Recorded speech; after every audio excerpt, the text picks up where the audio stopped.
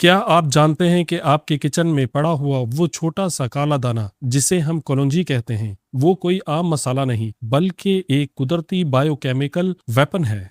ये एक ऐसा मॉलिक्यूलर पावर हाउस है जो कैंसर सेल से लेकर शुगर के लेवल तक को रेगुलेट करने की सलाहियत रखता है।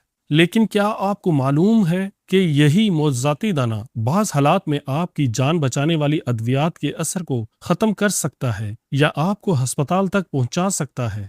अस्सलामु अलैकुम डियर फेलोज, आज मैं बतौर क्लिनिकल फार्मासिस्ट आपको सिर्फ टोटके नहीं बताऊंगा बल्कि कलौंजी का वो साइंसी सच और डार्क साइड दिखाऊंगा जो आपको कोई हकीम या इंटरनेट की आम वीडियोस कभी नहीं बताएगी। आज हम पर्दा उठाएंगे इस काले दाने की असलियत से, तो चलिए साइंस की गहराई में उतरते हैं। कलौंजी यानी नेगेला सेटिवा के अंदर मौजूद थाइमोकिनोन ये कोई आम कंपाउंड नहीं बल्कि एक ऐसा बायोकेमिकल मैकेनिज्म है जो हमारे पूरे जिस्म के निज़ाम को अर्सरेनो मुनज़्ज़म करने की सलाहियत रखता है। अगर हम बात करें डायबिटीज यानी शुगर की, तो कलौंजी का सबसे अहम किरदार पैंक्रियाज में बीटा सेल्स की हिफाजत है। ये सेल्स इंसुलिन बनाते हैं और तहकीक बताती है कि कलौंजी इन सेल्स को ऑक्सीडेटिव स्ट्रेस से बचाकर इनकी उम्र बढ़ाती है और इंसुलिन के इखराज को मुतवाजन रखती है, जिससे ब्लड शुगर लेवल अचानक स्पाइक नहीं करता। इसका निज़ाम तनफ़ुस यानी फेफड़ों पर असर तो लाजवाब है। कलौंजी में ब्रोंकोडायलेटर खसूसियात होती हैं, यानी ये सांस की नालियों को अंदर से खोलती हैं और एलर्जी या दमे के बाइस होने वाली सूजन को ख़त्म करती हैं। यही वजह है कि ये फेफड़ों की गुंजाइश को बढ़ाती हैं और ऑक्सीजन के तबादले को बेहतर बनाती हैं।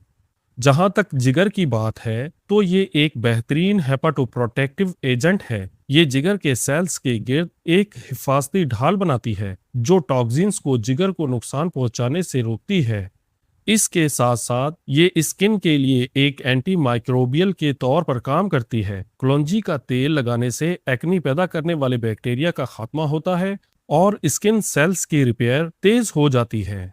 जहां तक इम्यून सिस्टम का ताल्लुक है, तो कलौंजी व्हाइट ब्लड सेल्स में मैक्रोफेजेस की एक्टिविटीज को बढ़ाती है। ये वो सिपाही हैं जो जरासीम को ढूंढ कर खत्म करते हैं। ये हमारे जिस्म की साइटोकाइनिन्स प्रोडक्शन को कंट्रोल करती है, जिससे immune system auto immune disorder को काबू में रखने में मददगार रहता है।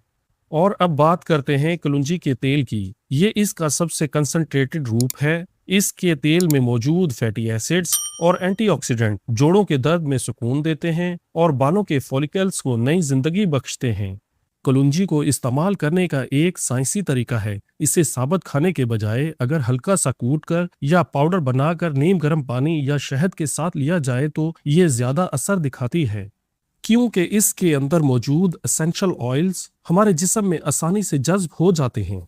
मगर अब सुनिए वो हिस्सा जो इसे बाकी टोटकों से अलग करता है। इंटरनेट पर आपको हजारों वीडियोस मिलेंगी कि कलौंजी खाओ और हर बीमारी भगाओ, मगर बतौर फार्मासिस्ट मुझे आपको ड्रग न्यूट्रिएंट इंटरेक्शन के बारे में बताना जरूरी है। अगर आप पहले से ही ब्लड प्रेशर, शुगर या खास तौर पर खून पतला करने वाली दवाएं जैसे एस्प्रिन, वारफरीन या क्लोपिडोग्रिल ले रहे हैं, तो कलौंजी का जरूरत से ज्यादा इस्तेमाल आपके जिस्म में खून जमने के मैकेनिज्म को शदीद मुतासिर कर सकता है। यही नहीं, जो मरीज गुर्दों के मर्ज में मुब्तला हैं, इन्हें कलौंजी के पोटाशियम मवाद की वजह से बगैर मशवरे के इस्तेमाल नहीं करना चाहिए। क्या आपको मालूम है कि सर्जरी से 2 हफ्ते पहले कलौंजी का इस्तेमाल क्यों बंद करवा दिया जाता है? क्योंकि ये ब्लीडिंग का खतरा खतरनाक हद तक बढ़ा देती है। तो हतमी फैसला क्या है? क्या कलौंजी नहीं खानी चाहिए? बिल्कुल खानी चाहिए, लेकिन एक डिसिप्लिन के साथ। इसे मेडिसिन के तौर पर नहीं बल्कि एक न्यूट्रास्यूटिकल के तौर पर लें। रोजाना 1 चुटकी या आधा चम्मच से ज्यादा इस्तेमाल आपकी सेहत को फायदा देने के बजाय एक नया मेडिकल कॉम्प्लेक्शन पैदा कर सकता है। याद रखें, हर कुदरती चीज बेज़र नहीं होती और हर हकीमी नुस्खा साइंसी तौर पर दुरुस्त नहीं होता। अगर आपको मेरी ये साइंसी तहकीक पसंद आई हो तो चैनल को सब्सक्राइब करें, क्योंकि यहाँ हम सुनी सुनाई बातों पर नहीं बल्कि क्लिनिकल प्रोफेस पर बात करते हैं, क्योंकि आपकी सेहत हमारी तरजीह है।